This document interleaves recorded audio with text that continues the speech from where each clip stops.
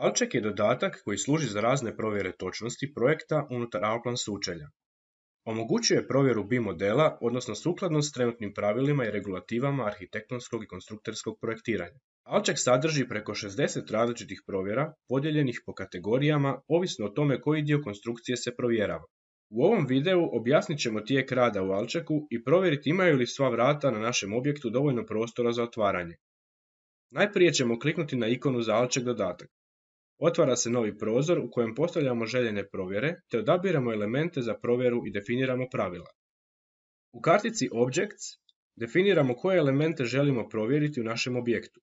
Možemo proširiti popis elemenata pojedinih kategorija sa klikom na plus ispred naziva, te klikom na kvačicu isključiti pojedine elemente.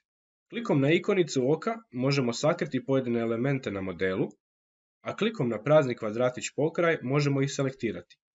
U kartici pravila određujemo koja pravila želimo provjeriti kod odabranih elemenata. Alcheck sadrži niz provjera koje se dijele na arhitektonske provjere, provjere atributa elemenata, inženjerske provjere, provjere sigurnosti, provjere za predgotovljene elemente i provjere armiranja. Proširit ćemo mapu s arhitektonskim provjerama te odabrati jednu ili više provjera koje želimo provesti. Odabrat ćemo provjeru Door Opening Area, koja uzima u obzir objekte koji sprečavaju otvaranje vrata uz napomenu da ne uzima u obzir smjer otvaranja vrata. Klikom na ikonicu oka možemo vidjeti sve odabrane elemente koji ulaze u provjeru. Pokraj nje nalazi se ikona za postavke pravila. Ukoliko provjera nema ovu ikonu, to znači da jednostavno ne postoje pravila koja se mogu podesiti. Pravilima ćemo postaviti područje od 1 metra udaljenosti od vrata, unutar kojeg će softver tražiti navedene objekte. Za način provjere odabrat ćemo samo označene objekte.